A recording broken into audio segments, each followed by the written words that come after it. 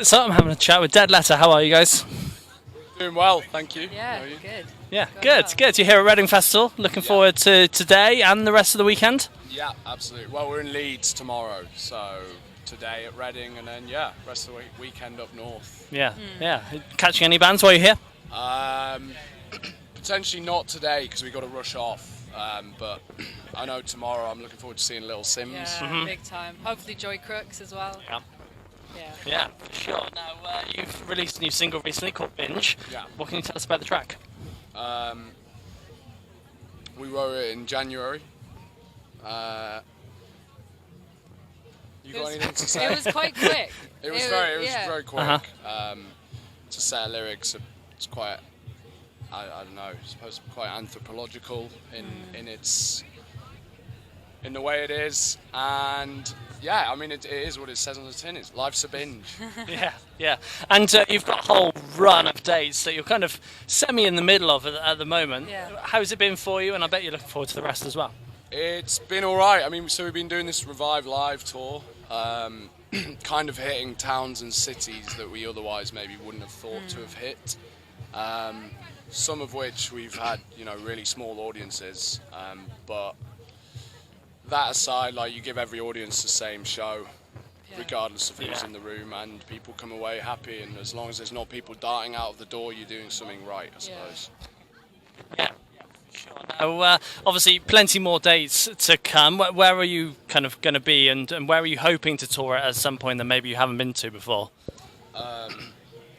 I'm excited to just kind of go back to some of the places we've done before on tour. Some of the, like Glasgow, we always have a great time when we play Glasgow. Yeah. I think Brighton as well. 100 Club in London. Yeah. It's going to be sick. Biggest headliner we've sort of set up ourselves at the 100 Club, so that will be hopefully a really good night. Yeah, I'm sure it will be. Now, obviously, a few years ago, COVID hit and it shut everything down. Kind of what kept you guys busy in that time?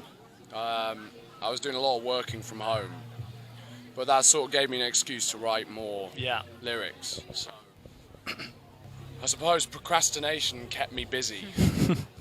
So does that mean you've got Binge out and some others? Are we gearing up towards kind of a record or something of a bigger body of work? We've got other releases coming this year. Little bits. Yeah, just bits and bobs. Are you sticking at the singles, or are you hoping that there's a bigger body of We'll work see at what some happens point? throughout the rest of the year.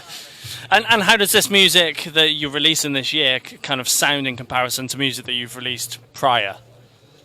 I suppose we've got a little bit more. I think when you first start out a band, you're sort of still finding your feet in terms of what you are, what your sound is, and without pigeonholing yourself, you do eventually land into a sort of formula. And I think we found that formula, and maybe the music that we're releasing at the moment is more of that formula, as opposed to being a little bit single here, single there, single here, single there. Everything's a little bit different. I think we've kind of found what we are and who we are, but again, without compartmentalizing ourselves, and actually, we got something works. Good, good. And when you guys step into a studio, obviously you've got your demos done. You kind of know what's going to happen. But how does it go from a demo to a finished kind of track for you? It was. I mean, this is quite funny because I joined the band on like Thursday in January. We had one rehearsal before we did a tour. And then Dan, our manager, asked, "What are you doing this weekend?" I was like, "Oh, I'm doing nothing." He was like, "Okay, cool. Well, we're going to the studio and recording some like demos and stuff." So, and I was like, "Cool." So, I mean, that just went in and did it quite spontaneously. But I think it's quite different for you guys.